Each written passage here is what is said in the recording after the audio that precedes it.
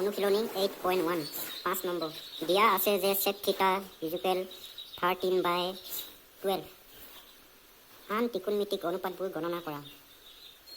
ত্ৰিকোণমিতিক অনুপাত হৈছে 6টা। সেইকেইটা হৈছে sin থিটা, cos থিটা, tan থিটা, তাৰপিছত cosec থিটা, sec থিটা, cot থিটা। সাইনৰ অনুপাত হৈছে some people have, তাৰপিছত curly brown hair turn permanently black। তাৰপাছত এইকেইটা হৈছে এই তিনিটাৰ অনুন্যক অথবা ওলোটা। সেইকাৰণে cosec হ'ব h/p, sec হ'ব h/b, তাৰপিছত cot হ'ব b/p। অৰ্থাৎ এইটোৰ ওলোটা এইটো, এইটোৰ ওলোটা ওলোটা এইটো, এইটোৰ ওলোটা এইটো। তোমালোকে জানাই। এতিয়া সমাধান।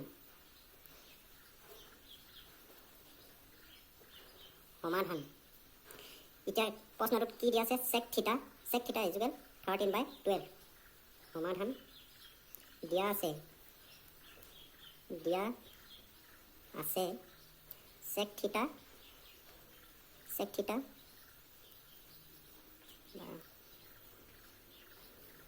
অৰ্থাৎ sec থিটা দেই, এইটো sec থিটা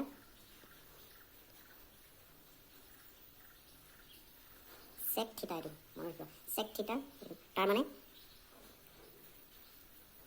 sec থিটা ইয়াত কোনটো? এইটো h/b, h/d ইমান দিয়া আছে। অৰ্থাৎ ইয়াত হাইপটেনিয়াছ, অতিভুজ বা হাইপটেনিয়াছ দিয়া আছে 13 আৰু বেছ বা ভূমি দিয়া আছে 12। ত্ৰিকোণমিতি অনুপাতৰ 6টাৰ ভিতৰত এটা দিয়া আছে। তাৰপিছত সিগেটা উলিয়াবলৈ হ'লে আৰু আমাক কি লাগিব? পাৰপেণ্ডিকুলাৰ লাগিব। যিহেতু ইয়াত হাইপটেনিয়াছ আৰু বেছ দিয়া আছে, সেইকাৰণে পাৰপেণ্ডিকুলাৰ লাগিব। এতেকে আমি ত্ৰিভুজটো আঁকি নললেও হ'ব, কাৰণ কেলে sec থিটা বুলিহে দিয়া আছে। কোনটো নিৰ্দিষ্টকৈ দিয়া নাই, ABC বা তেনেকুৱা ধৰণে নিৰ্দিষ্টকৈ দিয়া নাই, sec থিটা বুলি দিয়া আছে। সেইকাৰণে আমি ত্ৰিভুজটো আঁকি নললেও হ'ব। এতেকে পাইথাগোৰাছৰ সূত্ৰ মতে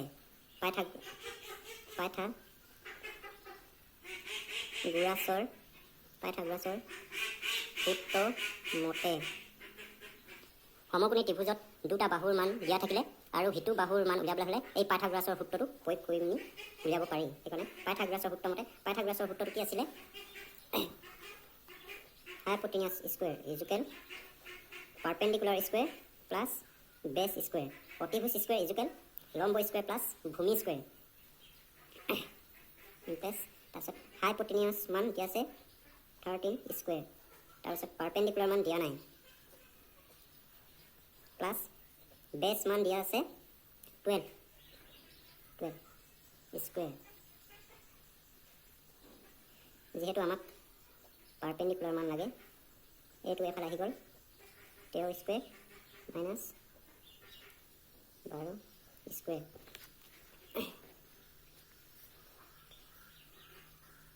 যিহেতু আমাক পি স্কুৱেৰ মান নালাগে, পি মানহে লাগে, সেইকাৰণে P2 লাগে, P2 ইয়াত দিলোঁ। তাৰপিছত স্কুৱেৰটো এইফালে স্কুৱেৰটো থোৱাৰ কাৰণে এইকেইটাত বৰ্গ চিনটো লাগি গ'ল।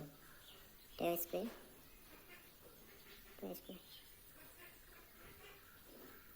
এতিয়া 13 স্কুৱেৰ মানে 13 দুটা, 3 3 গুণ 9, 3 গুণ 3, 1 3 গুণ 3, 1 গুণ 1, 9 6 1 মান 169 মাইনাছ 12 2 গুণ 4 2 গুণ 2 1 গুণ 2 1 গুণ 1, 144 মান 169ৰ পৰা 144 গ'লে 25। এতিয়া বৰ্গমূল হৈছে 25ৰ বৰ্গমূল ল'ব লাগিব 5। পাৰপেণ্ডিকুলাৰ মান পাই গ'লোঁ 5। এতিয়া যিহেতু প্ৰশ্নটোত sec থিটা এইটো মান দিয়া আছিলে, তাৰপিছত আমি এই 5টাৰ মান উলিয়াব লাগে। এতিয়া 5টাৰ মান sin থিটা হৈছে সাইন থিটা সমান সাম পিপুল এফ। এতিয়া পাৰ্পেণ্ডিকুলাৰৰ মান 5, হাইপটেনিয়াছৰ মান 10। তাৰপাছত সাইন কছ থিটা কাৰ্লি ব্ৰাউন হেয়াৰ, বেছৰ মান 12, তাৰপিছত এইচৰ মান 13 কছ। তাৰপিছত টেন থিটা টাৰ্ণ পাৰ্মানেণ্টলি ব্লেক। পিৰ মান 5, বেছৰ মান 12। তাৰপাছত কছেক থিটাটো সাইন থিটাৰ বিপৰীত, সেইকাৰণে কছেক থিটা হ'ব সাইন থিটাৰ বিপৰীত, সেইকাৰণে h/p হ'ব। এতিয়া h আছিলে 13, p আছিলে 5। তাৰপাছত চেক থিটাৰ মান নালাগে যিহেতু প্ৰশ্নটোত দিয়া আছিলে। তাৰপিছত কট থিটা লাগে। কট থিটা হৈছে টেন থিটাৰ বিপৰীত। টেন থিটা হৈছে p/b, এতিয়া কট থিটা হ'ব b/p। কট থিটা ইয়াত আছিলে 5/12, ইয়াত হ'ব 12/5। একেবাৰে নাম্বাৰ পাবলৈ সহজ এইকেইটা, একেবাৰে চমু। তোমালোকে ভালদৰে প্ৰেক্টিছ কৰিবা, তোমালোকে পাতি লোৱা, এইখিনি মনত ৰাখিবা। তাৰপাছত 6 নম্বৰত আছিলে যদি কোণ এ আৰু কোণ বি সূক্ষ্মকোণ হয় যাতে কছ এ সমান কছ বি, তেন্তে দেখুওৱা যে কোণ এ সমান কোণ বি। এতিয়া ত্ৰিভুজটো এই ধৰণে আঁকি লোৱা, A B C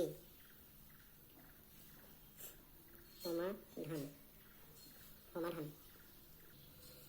A C B সমকোণী ত্ৰিভুজ এটা আঁকি ল'লোঁ।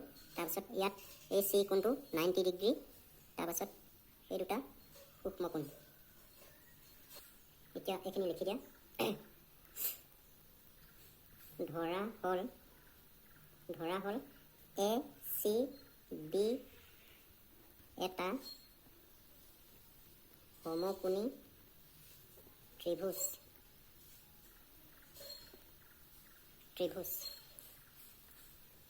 য'ত, তাৰপিছত এ চি বি এইটো সমকোণী ত্ৰিভুজ, তাৰপিছত কোণ চি সমকোণ বা 90 ডিগ্ৰী দেই।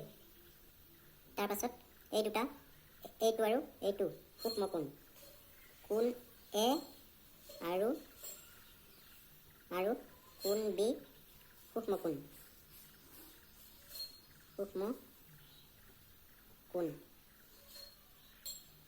এতিয়া ইয়াত কি দিয়া আছিলে প্ৰশ্নটোত? কছ এ সমান কছ বি।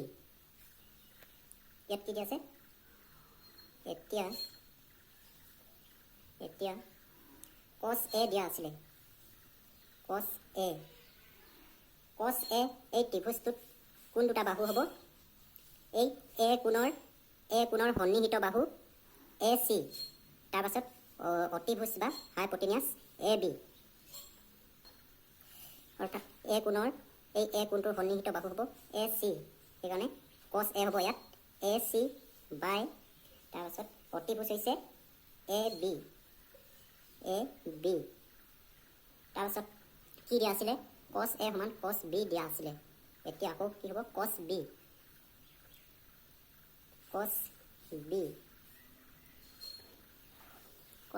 এতিয়া কছ বি কি হ'ব ইয়াত? এই বি কোণৰ সন্নিহিত বাহু কোনটো হ'ব? বি কোণৰ সন্নিহিত বাহু হ'ব এই বি চি, সেইকাৰণে বি চি বাই, তাৰপাছত অতিভুজটো একেটাই হ'ব, অতিভুজ এ বি। এতিয়া কছ এ মান পালোঁ এই ত্ৰিভুজটোত এ চি বাই এ বি, তাৰপাছত কছ বি হ'ব B C by A B এই ত্ৰিভুজটোত। তাৰপিছত এই প্ৰশ্নটোত কি দিয়া আছিলে? কছ এ সমান কছ বি, তাৰমানে এইটো অনুপাত আৰু এইটো অনুপাত সমান। এতিয়া এই ধৰণে লিখিব লাগিব, যিহেতু কছ এ সমান কছ বি, এইটো অনুপাত সমান বুলি দিয়া আছিলে। কছ এ বোলা লৈ কছ এ এটা অনুপাত বুজাইছে, cos b ওলালে এটা cos b এটা অনুপাত বুজাইছে, অৰ্থাৎ অনুপাত হৈছে এই ত্ৰিভুজটোত cos a অনুপাত হৈছে ac বাই ab, তাৰপিছত cos b অনুপাত হৈছে bc বাই ab। তাৰপিছত এইটো যিহেতু প্ৰশ্নটোত দিয়াই আছে সমান, এইটো দিয়া আছে, ব্ৰেকেট লিখি দিয়া আছে। এতিয়া এতেকে cos a এই ত্ৰিভুজটোত কোনকেইটা বাহু হ'ব? এইকেইটা ac বাই ab, ac বাই ab, তাৰপাছত cos b bc বাই ab, যিহেতু cos a সমান cos b, সেইকাৰণে এই cos a ঠাইত অনুপাতটো বহুৱাই দিছোঁ, তাৰপিছত cos b ঠাইত এই অনুপাতটো বহুৱাই দিছোঁ। এতিয়া এইটো হৈছিলে 1 i, এইটো হৈছিলে 2। এতিয়া এই ac বাই ab সমান bc বাই ab, এই দুটা cos a মান এইটো 1, তাৰপাছত bc বাই ab এইটো cos b ৰ মান, cos b টো 2 নম্বৰ। সেইকাৰণে এতিয়া কি লিখিব লাগিব? ব্ৰেকেটত i আৰু i পৰা, তাৰপাছত ইয়াত আছে ac সমান bc, তাৰমানে এই ত্ৰিভুজটোত ac bc এই দুটা সমান, তাৰপাছত ab এই দুটাটো সাধাৰণ বাহু বা একেটাই বাহু। এতিয়া ইয়াত ac bc এই দুটা সমান, যিহেতু সমান বাহুৰ বিপৰীত ফালৰ কোণকেইটা সমান। এতিয়া এইটো কোণ a কোণ, এই ac বাহু এইটো a কোণ। এতিয়া তাৰপাছত a কোণৰ বিপৰীত বাহু হৈছে b কোণ, সেইকাৰণে এই ac বাহু আৰু bc বাহু এই বাহু দুটা সমান, যেতিয়া এই সমান বাহুৰ বিপৰীত কোণ দুটাও সমান হ'ব, অৰ্থাৎ এই a কোণটো আৰু b কোণটো সমান হ'ব। কি কাৰণে সমান হ'ব? ইহঁতৰ অৰ্থাৎ এই বাহু দুটা সমান, আৰু বাহু দুটা যদি সমান হয় সমান বাহুৰ বিপৰীত ফালৰ কোণকেইটা সমান, অৰ্থাৎ এই a কোণৰ বিপৰীত b কোণ। তাৰপিছত ইনপ্লেছ আছিলে ac bc, এইটো বাহু সমান। এতিয়া সমান বাহুৰ বিপৰীত কোণকেইটাও সমান, সেইকাৰণে কোণ a কোণ b সমান হ'ব। কোণ a সমান কোণ b, ইয়াত লিখি দিয়া সমান বাহুৰ বিপৰীত ফালৰ কোণ কেইটা সমান।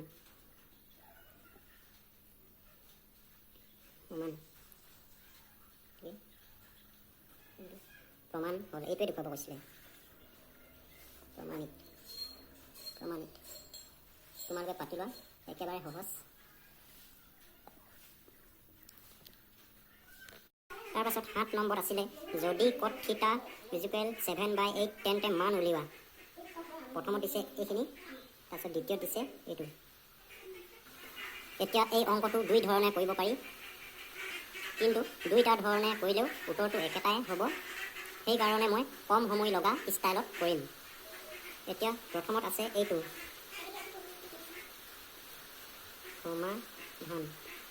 সমাধান।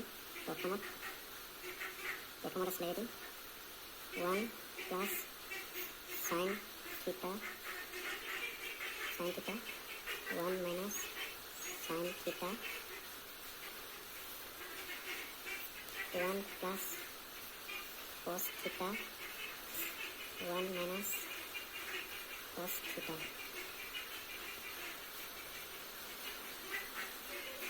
এইটো 1। এতিয়া এই ওপৰখিনিলৈ চোৱাচোন, অভেদ a + b a - b, অভেদ এইটো আৰ্হিত আছে, এই ওপৰখিনিও আৰু এই তলৰখিনিও একেই, অভেদ এইটো আৰ্হিত আছে। এতিয়া তোমালোকৰ এইটো অভেদ মনত আছে চাগে, a² - b²। এতিয়া এই ওপৰখিনিটো তলৰখিনিটো এই অভেদটো প্ৰয়োগ কৰিব লাগিব। এতিয়া অভেদটো প্ৰয়োগ কৰি দিয়া। এ স্কুৱেৰ হৈছে ইয়াত 1 স্কুৱেৰ মাইনাছ বি স্কুৱেৰ হ'ব ইয়াত চাইন থিটা স্কুৱেৰ হ'ব চাইন স্কুৱেৰ থিটা দেই। তাৰপাছত তলতো একেই এ স্কুৱেৰ হ'ব 1 স্কুৱেৰ মাইনাছ বি স্কুৱেৰ হ'ব কছ স্কুৱেৰ থিটা। তাৰপাছত এইটো অভেদ আছে, এইটো এটা অভেদ আছে। এতিয়া অভেদটো ছাইডত লিখি দিছোঁ, তোমালোকে মনত থৈ ল'বা। কছ স্কুৱেৰ থিটা ইকুৱেল 1 মাইনাছ চাইন স্কুৱেৰ থিটা। এইকেইটা তোমালোকে মনত থৈ ল'বা। এইকেইটা ত্ৰিকোণমিতীয় অভেদ হয়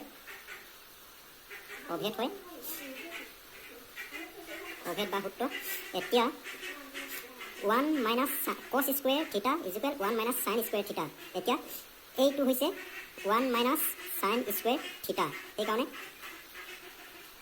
এতিয়া কছ স্কুৱেৰ থিটা লিখি দিব লাগিব। কছ স্কুৱেৰ থিটা তোমালোকে মনত থৈ ল'বা, বহুত ইম্পৰ্টেণ্ট হয়, নহ'লে ত্ৰিকোণমিতীয় অংক কৰিব নোৱাৰিবা। আকৌ এবাৰ ভালদৰে লক্ষ্য কৰি লোৱা। এইটো যিহেতু এই অভেদ এইটো আৰ্হিত আছে, সেইকাৰণে এইখিনি দিয়া আছে ইয়াত আমি এইটো লিখিব লাগিব কছ স্কুৱেৰ থিটা। তাৰপাছত এইখিনিতো সূত্ৰ প্ৰয়োগ কৰি দিয়া। সূত্ৰটো হৈছে চাইন স্কুৱেৰ থিটা ইকুৱেল 1 মাইনাছ কছ স্কুৱেৰ থিটা। এইটো এটা ভেৰি ইম্পৰ্টেণ্ট অভেদ। এতিয়া এইখিনি হৈছে 1 মাইনাছ কছ স্কুৱেৰ থিটা হৈছে এইখিনি। সেইকাৰণে আমি কি লিখিব লাগিব, এই চাইন স্কুৱেৰ থিটাটো লিখি দিব লাগিব। চাইন স্কুৱেৰ থিটা। তাৰপাছত এইটো এটা অভেদ আছে। সেই অভেদটো হৈছে কছ থিটা বাই চাইন থিটা ইকুৱেল কট থিটা। সেইকাৰণে অৰ্থাৎ এইটো আমি অভেদ এইটো প্ৰয়োগ কৰিব লাগিব। এইখিনি যিহেতু দিয়া আছে আমি এইটো লিখিব লাগিব। এতিয়া তলত কি হ'ব, এইটো বহিব কট থিটা। যিহেতু ইয়াত স্কুৱেৰ আছে সেইকাৰণে কট স্কুৱেৰ থিটা হ'ব। এতিয়া প্ৰশ্নটোত চোৱা, কট থিটা ইকুৱেল 7/8 আছিলে। অৰ্থাৎ এই কট থিটাৰ মান 7/8 আছিলে। সেইকাৰণে কট থিটাৰ মান বহাই দিলোঁ 7/8। ইয়াত যিহেতু স্কুৱেৰ আছে সেইকাৰণে স্কুৱেৰ বহাই দিলোঁ। তাৰপাছত এতিয়া 7 দুটা পূৰণ কৰিলে হ'ব 7 গুণ 49 49। সেইকাৰণে 49 তলত হ'ব 8 গুণ 64। সেইকাৰণে 64। এইটো উত্তৰ হৈছে এই প্ৰথমটো। তাৰপাছত 2 নম্বৰত আছিলে এইটো কট স্কুৱেৰ থিটা। 2 নম্বৰত কট স্কুৱেৰ থিটা। এতিয়া যিহেতু কট থিটাৰ মান 7/8 দিয়ে থৈছে, 7/8 কট থিটাৰ মান 7/8। তাৰপাছত ইয়াত আছে কি, স্কুৱেৰ আছে, সেইকাৰণে স্কুৱেৰ। তাৰপাছত এই একেয়ে 7 গুণ 49 49। তাৰপাছত 8 গুণ 64 64। এইটো হৈছে উত্তৰ। একেবাৰে উজু অংক, নাম্বাৰ পাবলৈ একেবাৰে সহজ। তোমালোকে প্ৰেক্টিছ কৰি ল'বা।